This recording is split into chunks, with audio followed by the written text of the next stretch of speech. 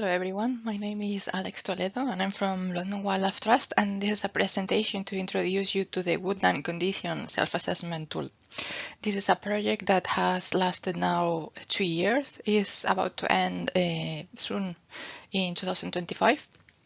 And the funding comes from the Heritage Lottery Fund through the GLA. But the ones that we have been developing and delivering the project has been London Wildlife Trust, the Conservation Volunteers, and Trees for Cities. First, I would like to introduce me briefly. So I'm the conservation ecologist of London Wildlife Trust. I have a background in research, specifically in bird research, and in London Wildlife Trust I monitor I monitor the surveys in all the reserves that they cycle. So every year they are a little bit different, and I also manage several projects. For instance, I have been managing this one. This Woodland Condition Self-assessment is part of a two-step process. So the first step of the process is going to be using this assessment to get a score, and this score will define the condition of the woodland. This is the very first step. The ideal moment of the year to do it is from mid-March till mid-May, when you have all the ground flora flowered and you can identify the species better. The second step of the process will be using a woodland management toolkit. With this toolkit, you can input the score from the first step of the process, and it will recommend you actions that you can do in your woodland. It is not recommended using the second step without doing the first one, because the first one will give you an idea of the condition and will tell you what aspects are the priorities, which are the best things on your woodland ecologically speaking, the worst things. So it is very important to run the first one before the second one. The Woodland Condition Self-assessment, it is finished. We tweak it, we trial it, and it is very finished. The second step is not finished. At this moment, Alastair, my colleague from the Conservation Volunteers, is running trials for this tool. So if you are interested in participating and seeing how well the tool runs for you and you want to be our guinea pig, please write to him. This is his email. First of all, I would like to ask yourself and see what is your opinion of what a condition assessment is. It may sound something very technical or scientific, but it's actually something that we do in our day-to-day life with a lot of things. So basically, a condition assessment is comparing something with a standard that we consider good. And we do this when we think about beds, tables, or whatever in our day-to-day life. It's just that we don't call it that way, but it's something that we are doing it mentally with everything. If we apply to the woodland, it is something that we can do by ourselves in a very intuitive way. For instance, I would like you to spend a couple of minutes thinking about this picture of a woodland. Just maybe pause the video, think a little about it a little bit, and tell me what do you think about the ecological condition of this woodland. Pause now. And now I will let you know what I think. So in this picture, you can see a lot of erosion and compaction. As you can see, there is here very close in the picture, there is no underground flora, there is no shrubs. This picture was taken after the lockdown. So a lot of people went to walk a lot around their local woodland, so there was a lot of erosion and compaction. So you can see that the path has been widened, and do you see that there are some blocks on the ground trying to delimit the path, but people have walked outside of the paths, so compacting this a lot. If you look a little bit in between the understory, beyond this first erosion, you can see that the shrub layer is very dense. So I can imagine that if you walk inside, there will be very little amount of light reaching the ground. So possibly this is a very dark woodland. These are the two main things when you can look at this picture. I show you another one. Again, pause the video, think a little bit for a couple of minutes and let me know what you think. And again, I can tell you my opinion. So in this case, the first thing that that anyone can think is that it is very, very dark. So you can imagine that there is very little amount of light reaching the ground. And this is because there is a lot of ivy growing on the trunks. If you can see, the shrub layer is very, very dense. But also, if you look at the ground, it is fully covered by ivy. So if you can imagine, if you're a little seed of a tree or a shrub that are trying to germinate and grow, you won't have a chance because the ground is totally covered by ivy, and then there is almost no light reaching the underground. So very difficult. If you pay a little bit more of attention, you can see some invasive species as well, or sorry, not invasive species, but very competitive species. And that is the main thing when you look at this picture. So if you see yourself, you have actually made a condition assessment without having any more technical knowledge of a woodland. And this is, for instance, an example of what I mentally have in my mind when I think of a good woodland. You can see something that you have all the layers. You have a ground layer of vegetation on the ground. There is light reaching the ground, as you can see, but you still have a shrub layer. So you can see that you have some shrubs and you have some trees. And if you look closely, you can see that there are some saplings of trees. So you have the different layers of the vegetation, light reaching the ground. So this is a good example of a good woodland, of a good condition woodland. And if you look closely, you can see that there is a path even going through the picture, and that path is not widened. Actually, you can merely see it, so people are not walking outside of the path and creating a lot of compaction. So this is a good example of a woodland in good condition. Now I would like to talk a little bit about the self-assessment and what is our proposal. First of all, it is a self-assessment. Actually, we changed the name because people thought that this will be some kind of exam and then we will be chasing the people managing the woodlands that are in worse condition or something like this. But no, it's not at all. This is not a competition between the different friend groups, or it's not a competition between woodlands. It's a self-assessment for you, for yourself, for your group, to do over the years to see how is the condition of the woodland and to help you with the management. It's a way to self-assess how is your work on the woodland. But we are not going to be chasing anyone or anything.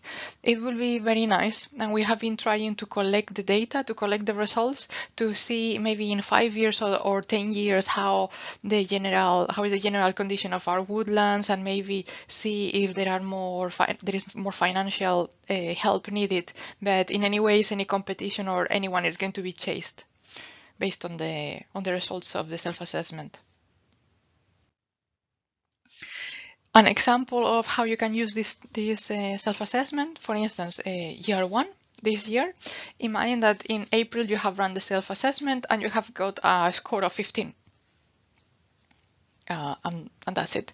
In summer, you have met Alastair from the Conservation Volunteers, and he has suggested you some management actions that you can do to improve your woodland. Then autumn and winter arrive, and you do some works on the woodland. This is how a year 1 in a woodland can look like. Then the following year, you run the self-assessment again and you get a score of 20 because you have been doing works in the woodland. And then the following year, you repeat the same process and you get a score of 25.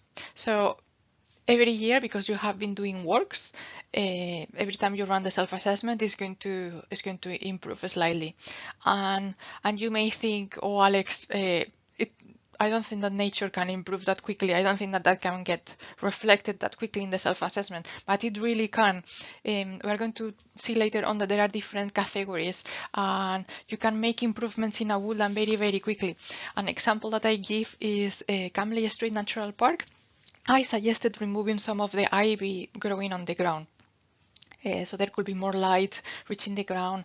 And they simply removed the ivy, and suddenly there was a lot of ground flora that just came up. It was in the seed bank of the inside of the ground, but just because there was a layer of ivy, nothing could grow. So as soon as they removed the ivy, even after years and after years and years of having the ivy, the seeds started to germinate.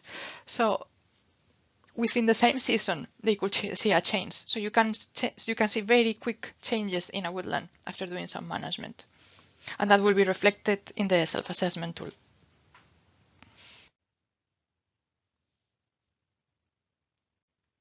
Now let's dive a little bit on how the tool works, the assessment works.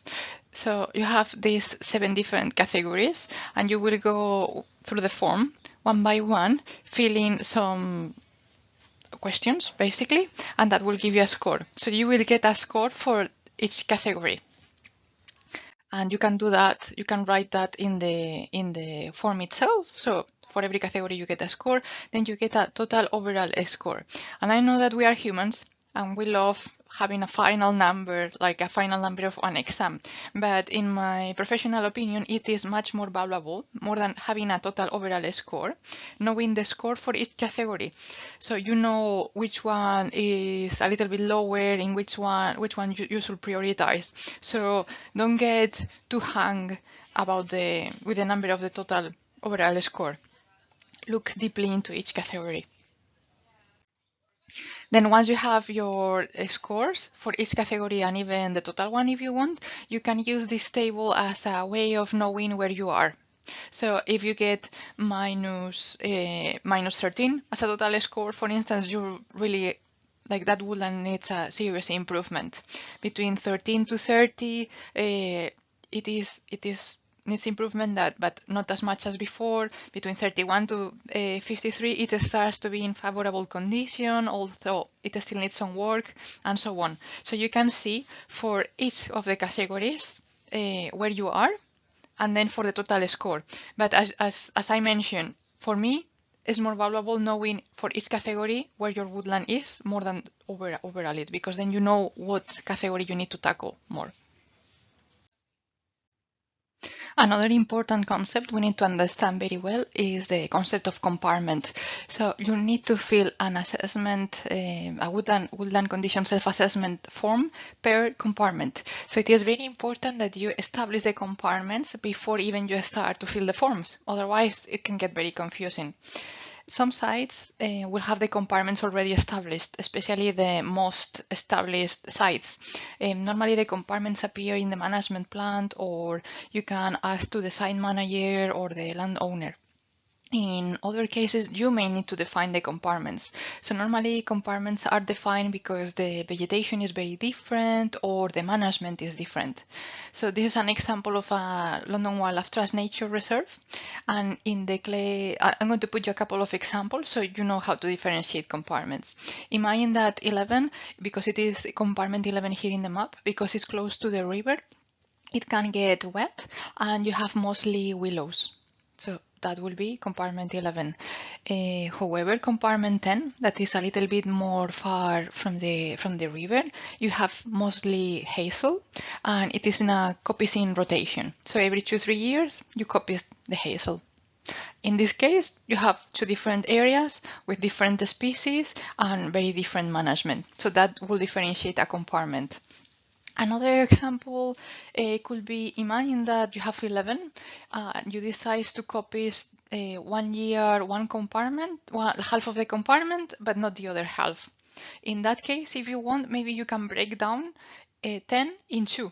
So you can have 10.1 and 10.2 and fill a form for each of them if you are doing an experiment and you want to see how they differ with time. So in this way, you can establish the compartments and you can name them. I would recommend you trying to keep the compartments names if they exist already, and try to move. If you need to change them, try to change them slightly, like 10.1, 10.2, 10.3, or tame point A, tame point B, not changing them completely, because then it starts to be a little bit messy.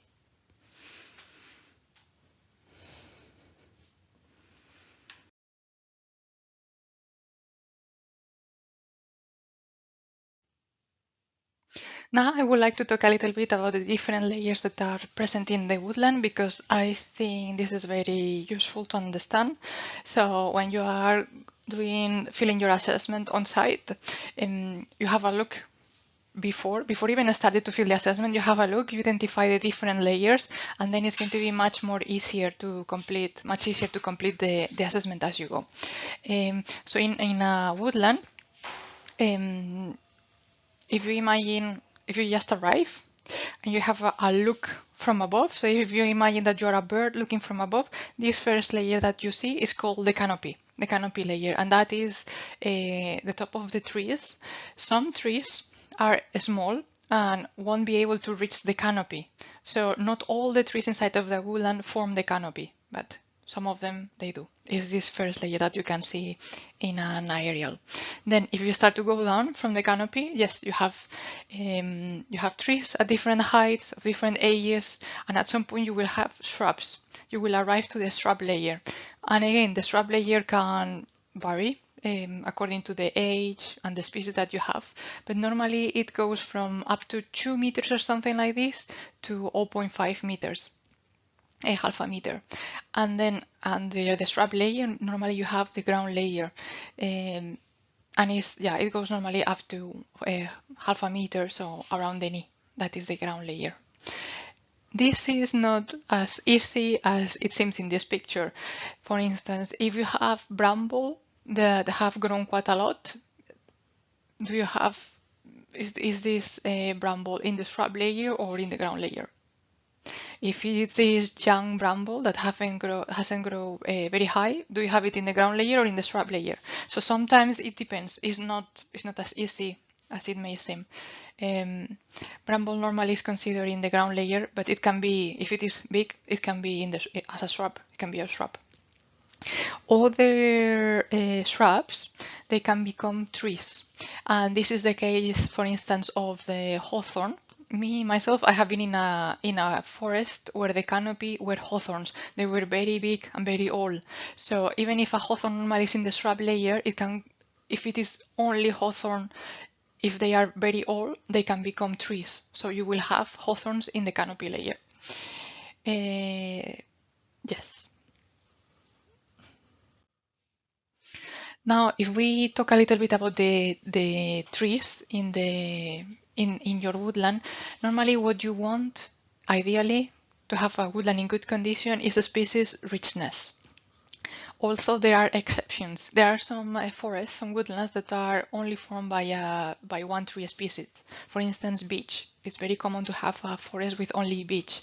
So even if it is important having a species richness to have more resilience as a woodland, some woodlands may only have one species. So don't get too hung into it if you only have one species present. If it is beech or pine or a woodland that is made typically of only one species. What is very, very important to have in a woodland, even if it's made of one species, is regeneration. That means that you don't have only very tall and old trees. You have different ones. You have some saplings, you will have some young trees. So you can see in this picture, for instance, that you have a very big tree here at the front, but you have also other trees that are younger. So this is what you want. And then ideally you have some saplings. So you have different tree ages. This is ideally what you have when we talk about trees in a woodland. These are two examples of woodland. We have seen these pictures before. So the picture that you see above, it is in woodlands that are this dark, where the ground cover is basically only ivy or bramble or a mix of both. It is very rare to have saplings, for instance, because it is very dark. And yeah, if you imagine that you are a seat of a tree, it's very difficult for you to grow with this darkness and that competition by the ivy. Now, if you imagine the woodland that you have at the right, when there is a lot of light that reaches the ground, normally in a woodland like this, you will have saplings and younger trees because there is more light and less competition. So as you can see, everything influences everything basically in a woodland. With the shrubs, it's basically the same than with the trees. You want a species richness, and you will expect more richness of shrubs than you will expect of trees. And the same than with the trees, you want regeneration and different ages of shrubs. Not all of them too old, not all of them too young, but as a mix of ages.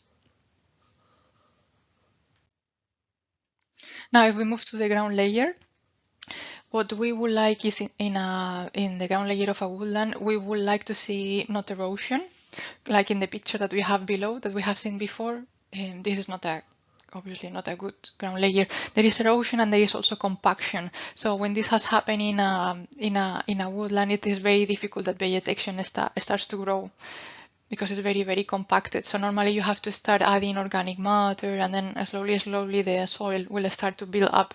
So it's better not to reach this point. However, you want some little bit of bare ground, and typically it has been done by animals like badgers that open bare ground where other seeds can germinate. So you will have, again, mix of ages and species, but you can do this also manually. Ideally, you have a ground layer that is species rich, and it is very common in a woodland that you have ground vegetation in patches. So when you are looking at the ground vegetation inside of a compartment, don't stay always in the same point, but move a little bit around, because maybe you are in a patch of bluebell, but if you move a little bit, maybe you have anemone. So move a little bit without the compartment, don't just stay station in the same point. Another thing that is important in the ground layer, if you are in an ancient woodland, you may have ancient woodland indicators, and that is a very good thing to have in a woodland. So it is very important that you visit the woodland and you do the assessment at the peak of the flowering season of these species. So ideally mid-March to mid-May. It depends a little bit if the year is cold or hot. Maybe it starts more at the end of March if the year is very cold. But during that moment of the year is when you are going to be able to identify the species in the ground layer. So if you can go out and do your assessment between mid-May and mid-March and mid-May, it will be much better.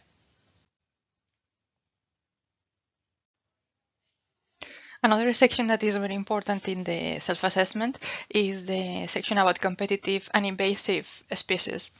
So as you may know, the invasive species are listed. There is an official UK list about invasive species.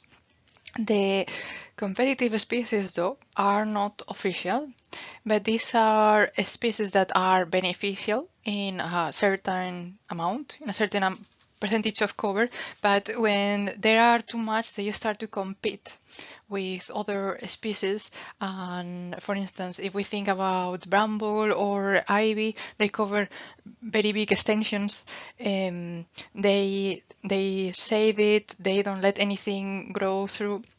So it is very difficult having saplings of trees or underground flora if everything is fully covered by bramble or ivy. Now, say that having a little bit of it is very, very beneficial. For instance, the bramble is fantastic for birds to breed, but also they can eat the fruits.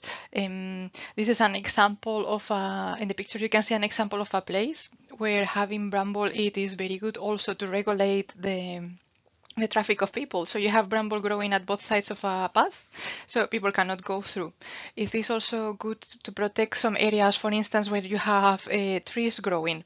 So maybe you can let the bramble grow around, so you don't have people going through that. So you can let the bramble or the ivy grow in certain places where you want it to be, rather than having it everywhere.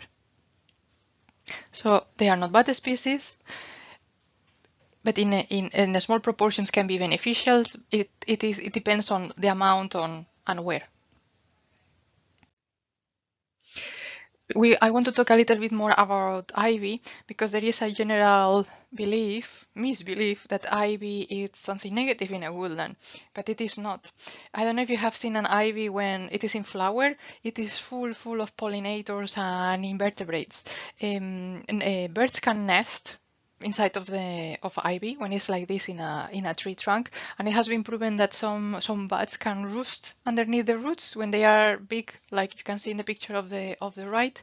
So ivy is really fantastic. Sometimes it can be a little bit dangerous. For instance, if you have a tree that is like the one in the left, maybe the tree is dead and the ivy is growing and making the tree weigh a lot, the tree may fall. And if you have trees like this close to paths or fences or to houses, they can be very dangerous. So there is in this case, there is a health and safety issue, health and safety reason to remove at least part of the ivy. For instance, if you have a tree like this in the center of the woodland where you don't have anyone going around, maybe you can leave it.